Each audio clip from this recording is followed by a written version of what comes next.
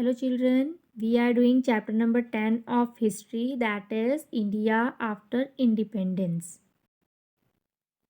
In earlier video we have discussed India faced many problems after it got independence.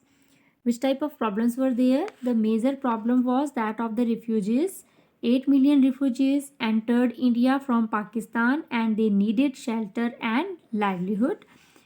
Second problem is at the time of independence, there were almost 500 princely states, each of whom had to be convinced to join the new nation.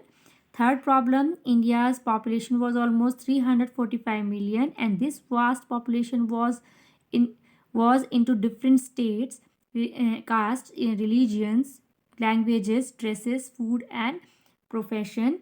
And India, as a nation, they had to adopt a political system. So these type of problems were there, which was faced by the Indian government. So to solve this all this problem, it was decided to write a constitution. So constitution means this is a written document according to which government govern the country. So hence constitution was framed. It came into effect on 26th January 1950. So that means it will take the longer time to make the constitution. So 300 meetings took place between December 1946 to November 1949. So that means total time period, that is 2 years, 11 months and 18 days. Participation was by different parties from different parts of India. There were 300 members in the meeting of Constituent Assembly who came from all over India and from different political parties. The Indian Constitution came into effect on 26 January 1950. Some important features of the Indian Constitution are, that means we are also calling that is a universal adult franchise. Right to vote was given to all adults above 21 years of age.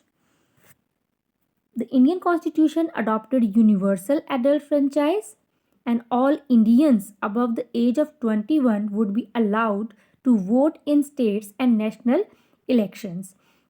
Soon after independence, India chose to grant the voting right to all its citizens regardless of its gender, class or education. But before independence, this type of right to vote was not given to the all people of India.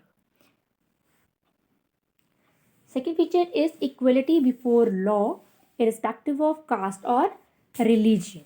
So that means all the people who are the citizen of India, these all are equal before the law. There would be no any type of discrimination on the basis of caste or religion. So the Indian Constitution guaranteed equality before the law to all citizens regardless of their caste and religion. Many people wanted to run India as a Hindu state, but Prime Minister Nehru opined that our country should not become Hindu Pakistan. So some people, some Indian people, those who are belonging to the Hindu community, they want that India should be recognized as the Hindu state. But Prime Minister Nehru, he has given the opinion that our country should not become Hindu Pakistan, as we know that the Muslim League demanded the independent state for the Muslim people. So Hindu people also want that the India should be become the Hindu state. But Prime Minister Jawaharlal Nehru wanted to build a secular state. That means the all religion people without discrimination can live in the one nation. The Indian Constitution gave the same rights and same opportunities to all people. Hence, Hindus, Sikhs, Christians, and Muslims have equal rights. So that without any discrimination, all the religion people accepted and they have given the equal rights. Special privileges to the poor and the disadvantaged. Untouchability was abolished. Indian Constitution offered special rights for the poorest and most disadvantaged Indians. As we know, scheduled tribes, scheduled caste people, those who have not got opportunities for their development, these people have given the special rights. The practice of untouchability was abolished. Entry of low caste in temples allowed.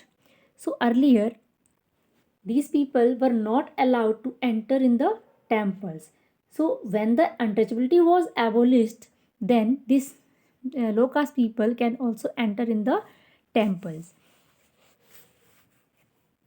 Some seats were reserved in legislature and government jobs for scheduled caste and scheduled tribes. A certain percentage of seats in legislature as well as jobs in government was reserved for the members of lowest castes.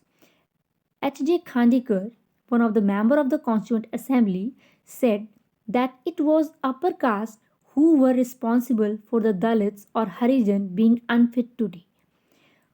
Why he has spoken these words?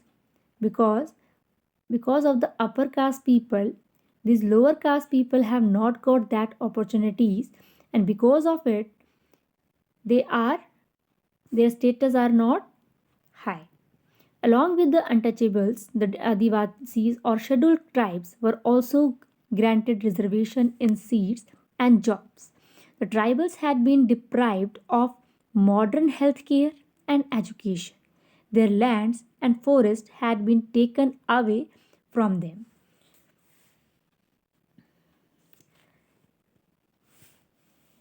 Powers among center and state government were also distributed. The Constituent Assembly discussed the powers of the central government versus those of the state governments. Some thought that the center's interest should be foremost, other thought the provinces should have greater autonomy and freedom. So that's why this power state government. In order to maintain balance between the central government and that of the state government, the constitution provided three lists of subjects. These are central, that means the union list, state list, and concurrent list. Union list. There are also given some subjects like taxes, defense, foreign affairs, which would be exclusive responsibility of the center. So that means central government make laws on these subjects. State list with subject like education and health, which would be taken care of mainly by the state. So that means it is a responsibility of the state that they have to make the some rules, or they can also take the steps for their own state, and they can make the laws regarding the education and health for their own state. Concurrent list like forest and agriculture with subject like these are the forest and agriculture, in which center as well as the state would have the joint responsibility. So that means both central and the state have to do the work for the welfare of the country, and on these subjects they both can make the laws.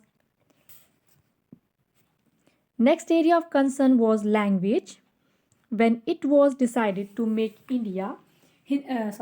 make Hindi as national language, people like T.T. Krishnamacharya did not support it and warned that South Indian will get separated.